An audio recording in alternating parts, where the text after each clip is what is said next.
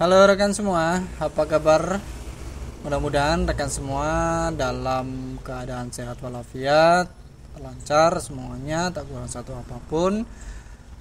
Dan saya mengajak untuk kita terus semangat, terutama rekan-rekan petani semua, karena masa depan anak cucu kita itu berada di pundak kita. Jadi kita tidak boleh menyerah dengan kondisi apapun. Nah rekan semua, pada kesempatan kali ini tentu kita masih berbincang mengenai seputar peternakan, pertanian terintegrasi. Dalam hal ini video kita akan kita khususkan untuk kali ini, yaitu tentang peternak entok. Yang akan kita bahas yaitu resiko ternak entok. Nah, pada kesempatan kali ini tentu saja kita tidak hanya membahas resiko-resikonya saja, tetapi tentu ada saran dari praktek terbaik yang pernah ada di kandang kecil saya ini untuk bagaimana nanti bisa melakukan pencegahan dan juga tentunya penanggulangan dari resiko-resiko atau kemungkinan terburuk yang bisa saja terjadi di peternakan entok. Nah, ini informasi seperti ini sangat penting untuk dipahami, terutama untuk rekan-rekan petani yang baru ingin mulai coba-coba misalnya memelihara entok untuk menambah penghasilan, entah itu untuk harian, bulanan, atau mungkin mingguan, seperti itu ya. Ya rekan-rekan semua, kalau kita berbicara mengenai resiko, tentu saja apapun punya resiko. Tentu saja segala macam usaha ada resikonya, seperti kita menanam, kadang terserang penyakit, kadang gagal panen, kadang panennya bagus, harganya tidak bagus, dan lain sebagainya, dan seterusnya. Demikian juga ketika kita ternak entok. Nah, ternak entok ini juga tak luput dari beberapa resiko. Nah, pada poin ini ada dua resiko yang sebaiknya dipahami oleh peternak dan juga nantinya bisa diantisipasi. Resiko pertama yaitu kita kategorikan sebagai resiko kerugian kecil. Resiko itu pasti ada, dan resiko kerugian kecil itu di usaha apapun juga ada, termasuk ternak entok.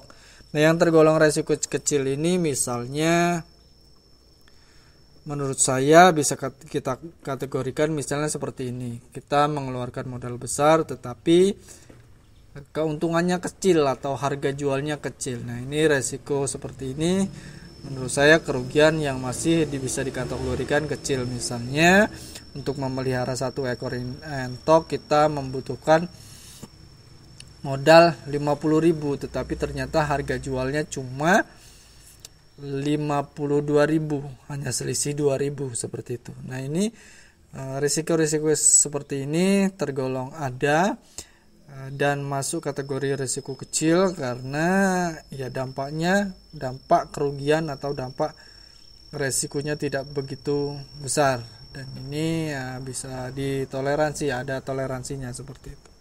Kemudian ada juga resiko kerugian kecil ini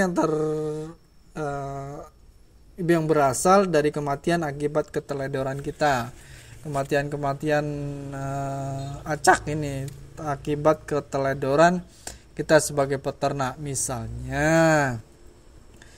yang tergolong disebabkan kecelakaan, misalnya menempatkan barang-barang yang berbahaya bagi entok. Nah, itu ada misalnya kasus pernah saya karung kemasan itu ya, karung kemasan pakan itu biasanya ditaruh saja di dekat kandang, kemudian tidak tahunya dimakani entok, dimakan, kemudian sebagian tertelan dan nyangkut. Seperti juga pada ayam juga pernah terjadi seperti itu, dan itu akhirnya tidak bisa ditolong. Nah, resiko seperti ini bisa menimbulkan kerugian, tapi kerugian yang masih bisa ditoleransi, artinya kerugiannya tidak terlalu besar, dan ini bisa terjadi di setiap peternak. Misalnya juga kasus halaman umbarannya tidak steril dari paku, bekas-bekas paku atau benda-benda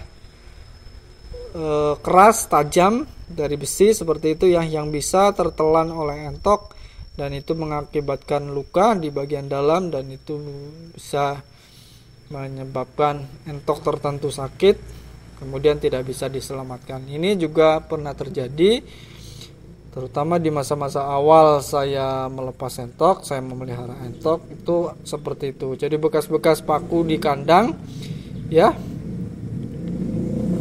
ternyata bercecer di kandang itu, dan tahu sendiri kalau entok itu nalurinya akan mencari pakan di tanah, nyosori tanah seperti itu ya, dan ternyata paku-paku yang sudah berkarat itu tertelan, dan itu juga bisa mengakibatkan kerugian dalam arti kerugian yang kecil atau yang bisa dikatakan masih bisa ditoleransi. Nah, kerugian yang masih bisa ditoleransi seperti itu. Nah, kemudian rekan-rekan petani semua, peternak semua, selain daripada risiko yang mengakibatkan kerugian-kerugian kecil seperti itu tadi, peternak entok juga memiliki risiko kerugian besar.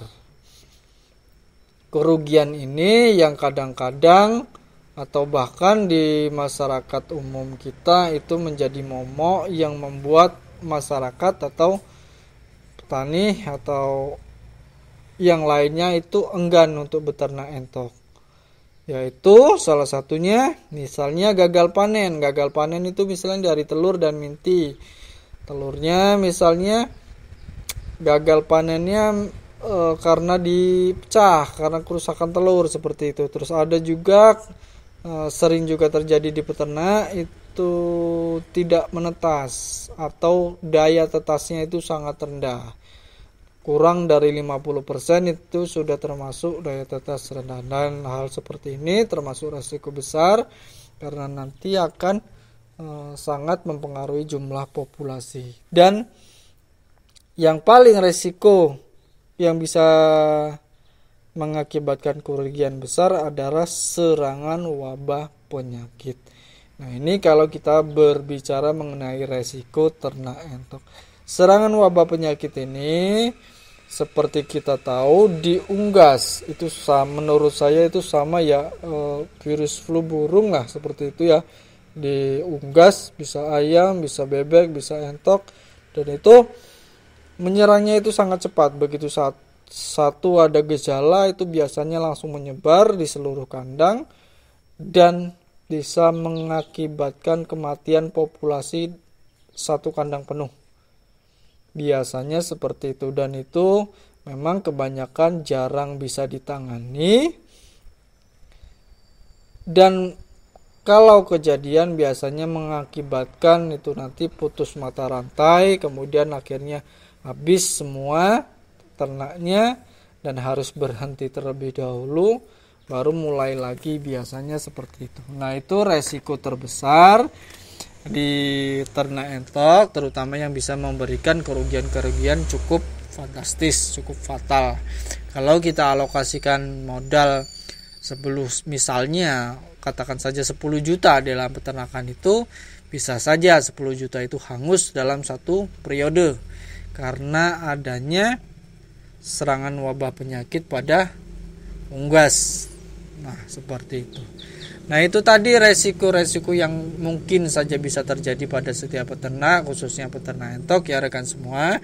Tetapi resiko tersebut juga tidak bisa dipastikan. Kadang ada yang sampai berpuluh-puluh tahun tidak pernah terkena penyakit unggas seperti itu ya. Ada yang baru peternak langsung terkena seperti itu ya, itu tidak ada yang bisa memastikan, dan tidak bisa juga dicatat patternnya, pola-polanya seperti itu tidak.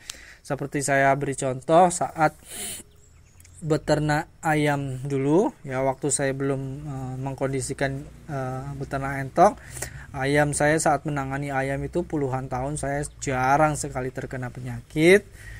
Bahkan kalau ada kematian itu lebih sering karena kesalahan-kesalahan fatal, kesalahan teknis yang seperti saya sebutkan tadi, lebih kepada kesalahan-kesalahan di kitanya, bukan karena penyakit. Jadi tidak bisa dipastikan kalau ternak entok itu pasti akan mengalami setiap hari, rutin mengalami setiap tahun mengalami seperti itu, tidak seperti itu. Ada kemungkinan kita bisa terjadi, tetapi sering juga kita bisa lolos dari resiko seperti itu. Nah, kemudian kalau kita sudah tahu beberapa resiko tersebut, PR kita adalah cara pencegahan atau mencegah, dan juga kalau diperlukan menanggulanginya. Seperti apa? Nah, ini saya berdasarkan pengalaman saya pribadi yang ada di kandang ini. Ya, pertama untuk pencegahan, efisiensi dan efektivitas pakan, terutama untuk kerugian-kerugian ya, baik kerugian kecil maupun kerugian besar ya. Pertama, efisiensi pakan. Ini kita untuk menepis kerugian-kerugian yang misalnya tadi disebutkan dari harga jual yang murah misalnya. Nah, itu harus kita lakukan pola-pola efisiensi pada pakan, pengadaan pakan. Nah, seperti itu. Yang kedua, SOP pemeliharaan yang jelas. Nah, ini walaupun kita beternak entok, sebaiknya kita punya pola-pola pemeliharaan yang kita rumuskan sendiri, kemudian kita jadikan kebiasaan seperti itu. Jadi kalau istilah kerennya SOP. Jadi ada pemeliharaan itu SOP-nya jelas. Misalnya kalau saya punya pantangan tidak memberikan sisa dapur, terutama yang sudah busuk, yang sudah tidak layak. Nah, itu walaupun saya berikan pakan-pakan dari sisa-sisa, tetapi saya masih memilihnya. Nah, itu misalnya SOP seperti itu. Kemudian misalnya kebiasaan untuk tidak membeli unggas dari pasar, apalagi yang harganya murah. Nah, itu juga kebiasaan SOP yang bisa kita terapkan. Kemudian berikutnya menerapkan biosecurity. Nah, biosecurity kandang ini juga perlu kita lakukan supaya bisa mencegah resiko-resiko ternak yang bisa terjadi. Misalnya dengan memperhatikan sanitasi, sirkulasi udara, kemudian penyemprotan kandang secara rutin, seperti itu ya, memakai disinfektan, seperti itu ya. Kemudian ada juga vaksinasi. Nah, ini masuk dari biosecurity ini. Kalau bisa, kalau populasi kita banyak atau walaupun sedikit, kalau kita bisa punya akses, sebaiknya masukkan juga masalah vaksinasi. Vaksinasi ini bisa dilakukan yaitu untuk pencegahan penyakit-penyakit yang bisa saja hinggap di kandang kita. Itu tadi untuk pola-pola pencegahan yang bisa kita lakukan agar terhindar dari resiko ternak entok yang mungkin saja bisa menimpa siapapun. Kemudian sebagai tambahan, kita juga bisa menyiapkan cadangan planning untuk penanganan penyakit. Kalau suatu saat kandang kita terserang penyakit, kita harus punya standar perlakuan yang sudah kita tetapkan terlebih dahulu. Kalau ada yang sakit, itu perlakuannya seperti apa. Nah, seperti itu. Jadi nanti begitu ada kejadian, kita tidak panik, tidak stres, dan unggas yang ada di kandang kita bisa kita tangani dengan baik tanpa harus mengalami kerugian yang cukup besar atau bahkan kerugian yang bisa membuat kita bangkrut, seperti itu. Nah, untuk pengalaman penanganan penyakit khususnya di entok mata biru, saya sudah pernah mengalaminya dan saya tuangkan juga dalam video. Silakan rekan-rekan semua mengakses supaya rekan-rekan semua bisa terhindar dari resiko ternak entok yang fatal, seperti itu. Ada, saya sebutkan penanganannya seperti apa, saya ceritakan kronologisnya, silahkan cek di playlist ya rekan-rekan semua. Mudah-mudahan rekan-rekan semua bisa mengambil manfaat dari pengalaman tersebut, karena saya memang semuanya saya rumuskan supaya bisa menjadi pembelajaran.